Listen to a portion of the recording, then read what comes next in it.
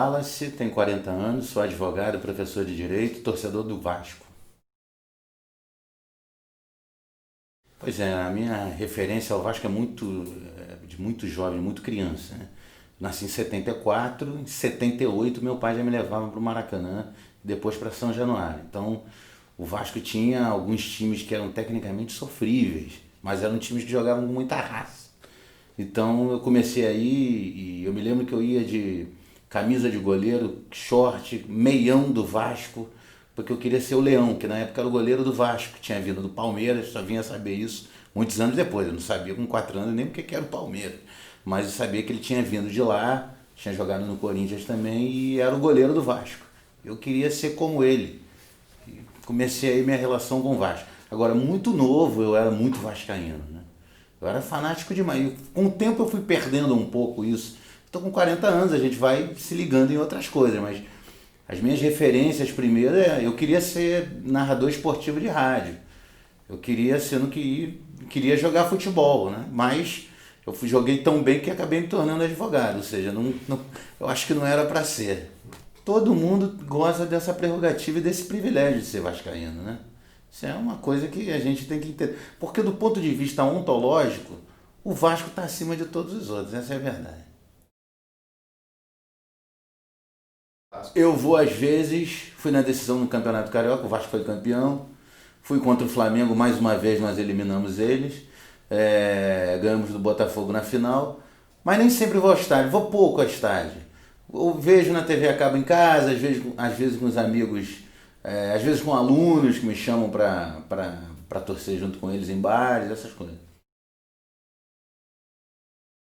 Acho que um Técnico. clube que tem Eurico Miranda é um clube que está fadado a não ir bem, né? Acho que o Eurico é uma figura deletéria, é um personagem que a gente deveria extirpar do futebol. Acho que o Eurico que é de pior no futebol. Eu acho como é que o Vasco consegue sobreviver. O Vasco é tão grande que ele consegue sobreviver apesar do Eurico.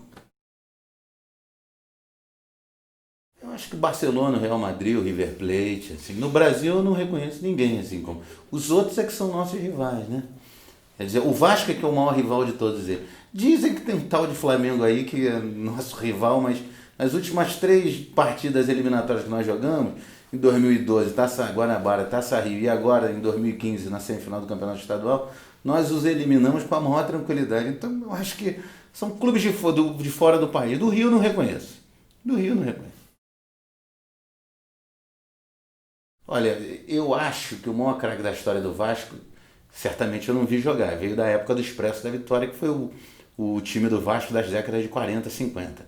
Ganhou 45, 47, 49, 50, 52, 56, 58 e foi campeão sul-americano em 48. Tanto que o Vasco é bicampeão da Taça Libertadores. 48, que foi a primeira, e 98. Coisa que nenhum outro clube do Rio é. Tem um que foi campeão uma vez, que é o Flamengo, e o Fluminense e o Botafogo jamais tiveram esse prazer.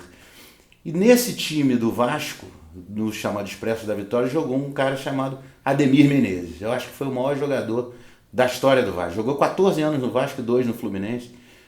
Tinha um apelido de queixada, era um centroavante extraordinário. Mas o Vasco teve jogadores fantásticos. Mais recentemente, Roberto, Edmundo, Romário, Bebeto. O Vasco é o clube que tem uma estátua do Romário, né? Então, é um clube realmente Barbosa no gol. Então, acho que. Mas o Ademir eu acho que é o maior de todos. Dos que eu vi jogar, eu acho que, embora eu tenha visto o Romário jogar no Vasco, e começar no Vasco, fazer o milésimo gol, eu acho que o maior jogador do Vasco que eu vi, pelo menos no ponto de vista de idolatria, foi o Edmundo. O Edmundo, ele encarnou o Vasco. Entendeu? O Edmundo, ninguém tem dúvida qual é o time dele. O Juninho Pernambucano também cumpre essa função, né, de ser um jogador muito ligado ao Vasco, mas ele é muito diferente do Edmundo. O Edmundo é o bad boy, é um menino mau. O Juninho Pernambucano é aquele que, bem casado, tem 2 ou 3 filhas, é o cara certinho. Então um é a antítese do outro. Eu acho que é o gol da maior vitória de um clube que eu já vi em todo o mundo, que foi a virada do Vasco 4-3 contra o Palmeiras na decisão da Mercosul em 2000. O Vasco perdia de 3-0 no primeiro tempo e no segundo tempo virou para 4-3 com um gol do Romário. A bola batia num, batia no outro, batia no goleiro, sobrou pro Romário, baixinho, sem goleiro, sem nada, só empurrar para dentro. 48 do segundo tempo. Vou dizer uma, poderiam ser tantas outras, mas que eu tenha visto, eu acho que o time de 87. Acácio, Paulo Roberto, Donato, Fernando e Mazinho, Dunga, Giovanni, Tita, Mauricinho, Roberto e Romário. Era um timaço. Eu vi muitas, mas eu não sou, eu não suporto violência, né? Eu realmente não gosto de violência e muito de deixar de ter ido ao estádio é por isso. Contra o Flamengo, por exemplo, eu não vou. Eu sei que aquilo vira uma praça de guerra. Se jogar Vasco e Flamengo do Maracanã é uma praça de guerra. Já deixou de ser uma praça de esporte para ser uma praça de guerra. Então eu não gosto. Eu não gosto. Vi uma de basquete uns 15 anos atrás, que foi eu acho que foi uma barbaridade. A torcida, no Maracanãzinho, um jogo de basquete, a torcida do Vasco expulsou a torcida do Flamengo do Maracanãzinho à base de pancada, mas agrediu, foi um massacre. Eles foram massacrados e colocaram toda a torcida do Flamengo para fora do ginásio do Maracanã. Isso foi na década de 90, certamente. Não saberia te precisar o ano. Eu devia ter uns 22, 23 anos. Eu sei, eu posso não cantar?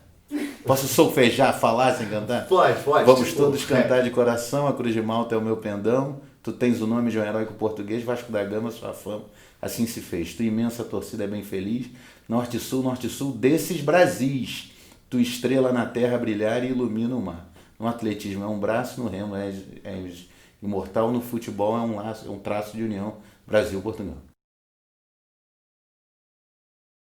Olha, veja bem, eu achava que o Brasil patrocinar um evento desse colocaria o nome do nosso país é, no mundo, né? Sobretudo em relação à América Latina e essas coisas e tal. Torci muito para que a Olimpíada de 2016 fosse no Rio.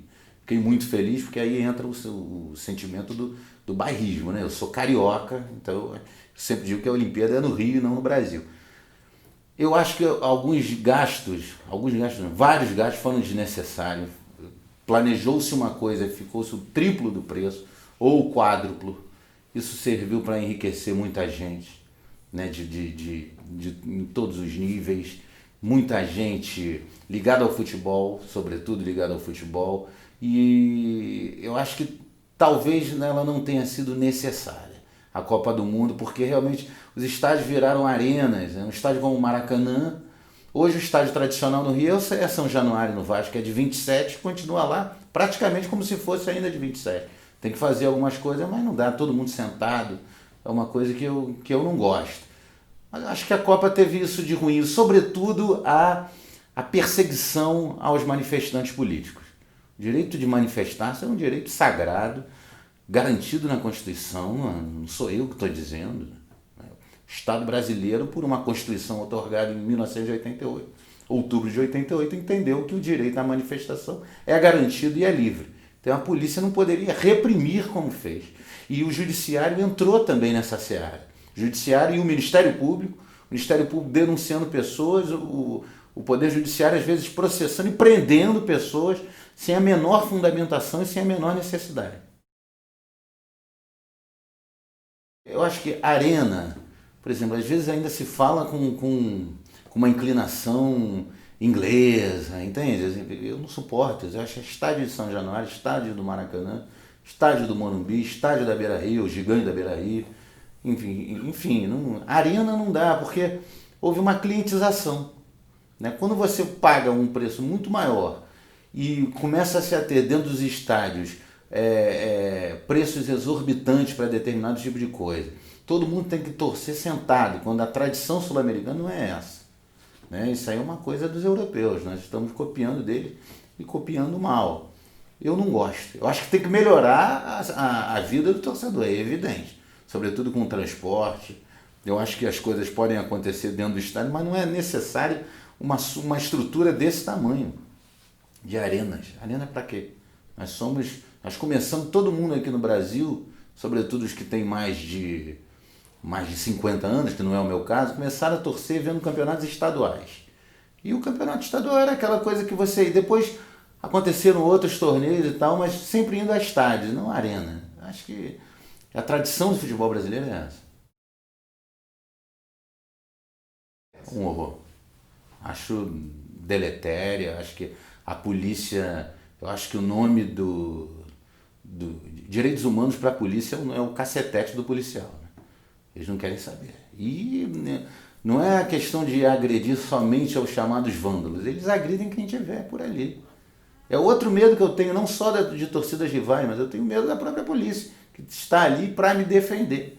Ou que estaria ali para me defender, para garantir a execução da partida, enfim, né? E não para bater como eles batem.